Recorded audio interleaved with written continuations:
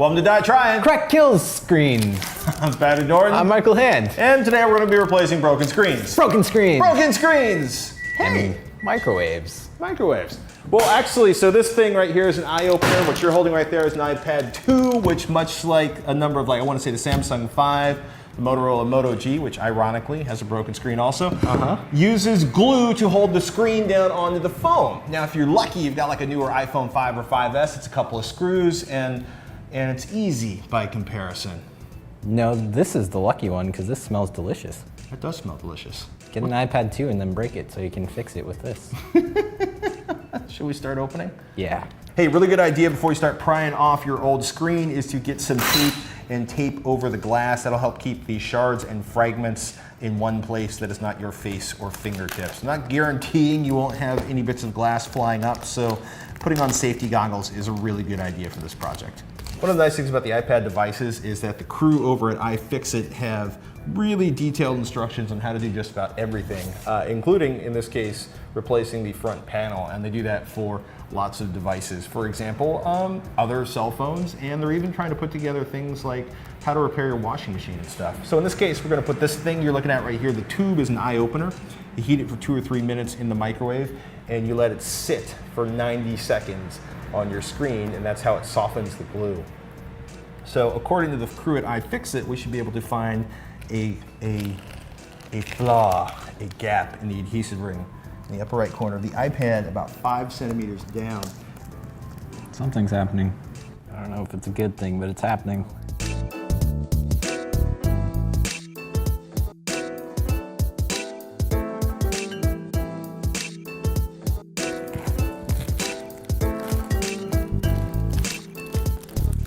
All right, so mid-screen repair status. Things are going great so far. The iPad still turns on, which is more than we expected. And we pried off the digitizer kind of on accident, but luckily the screen that we have has the digitizer attached. The idiot savant buys again.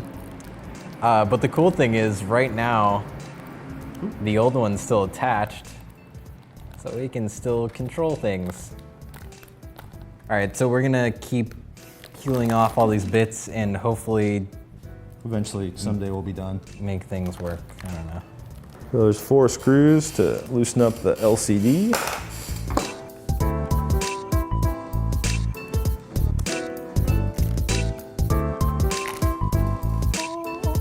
Isn't that fun? In the process of peeling up the screen, we accidentally broke the Wi-Fi antenna in half. So in the meantime, while we're waiting for those parts to ship, I got started on our friend Kendall's iPhone 5 screen. This in theory should be a little less painful than the iPad. I took off the bottom screws, pulled off the screen, and then removed the little metal shield holding down all of the connectors. At this point, I could have swapped in the new screen, but since this is die trying and nothing is ever simple, I also had to clean out the camera lens because there was a bunch of junk underneath there, which required pulling out the whole logic board to get under the camera module. Fun! But after cleaning everything out, the process of putting it back together was just as easy. Just be careful with those little connectors. Oh, I'm really nervous about this part. You should be. All right, so the moment of truth, turning on the phone and seeing if it actually works. I see an apple, that's a good sign. Good sign. That's more than I expected. Screen's working. I have a message, you guys can't see that. Thank you. So camera, let's see. It's kind of hard to do. Yay, camera's working. What Say hello. The selfie camera. Selfie camera. Oh, and I didn't even think Oh, wait. about. Okay, come on. Uh-oh. Well, I guess I had a little bit more work to do, but Pat's parts came in, so go to him. A day later, and a couple of overnight shipments from Amazon.com, and we had a replacement Wi-Fi antenna and a replacement home button. The Wi-Fi antenna is pretty easy. You just have to pull up the logic board. The home button's a little trickier because you have to mount the home button in the screen, then the switch to the screen, and then hope you got it in exactly the right spot so it'll actually touch the contacts in the bottom half of the iPad 2 case. Once the home button was working, it was time to peel off all of this 3M adhesive and apply it to the screen so we could sandwich the iPad back together. And hey, check it out, working iPad, people. which makes it just about perfect to watch videos from our sponsor, lynda.com/DIY. If you haven't been there, lynda.com's pretty amazing. It's a collection of video tutorials from everything on programming, video editing. I mean, professional skills, you want to gain them. You don't have a lot of time to go to school. You should definitely check out lynda.com/DIY, and we want to thank them for sponsoring this episode of Die Trying. After jiggling a few wires, I was ready for Kendall to try out the iPhone again. Yay, is it working? You tell me. Okay. Camera. Selfie. Yeah. Yay! Awesome. We did it. That sucked. I was fine. Yeah, okay, so iPhone 5. iPhone 5, it's like 2 screws and then some ribbon cables if you have the complete front assembly. Yeah. So easy. Microsoft Surface, okay, 8 of you own that.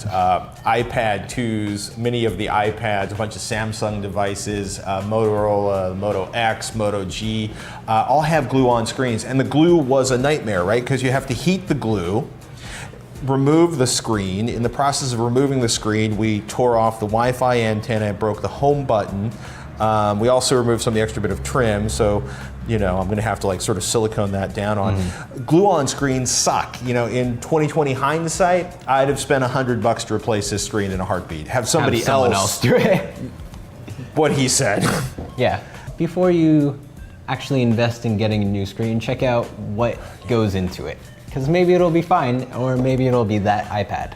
Well, yeah, it's kind of funny because you can buy the LCD, or excuse me, you can buy the glass in some cases, but that would mean, for example, if you bought the glass for this iPhone 5, you would have to remove all of these components like the home button, the LCD screen, the digitizer, the earpiece, the front-facing camera, and I guarantee you're going to break half of them, if not all of them. But for $30, we found one that was completely populated. That's what made it so fast to turn over. You know, whether or not it is as good as the original glass on this, we'll read the reviews, because if the first 9 reviews or the last 9 reviews, the latest 9 reviews all say screen broke within 2 days because glass is crap, you might try a different vendor for that. Or just stop dropping your phone. Or get an OtterBox or an OtterBox or a LifeProof case. You know, my phone was perfect until I took it out of the LifeProof case, and within 72 hours the screen was shattered. So, you know, apparently I have problems. Yeah, you do. But if you like the show, you should subscribe. DieTrying.com. Sorry, that was really rude.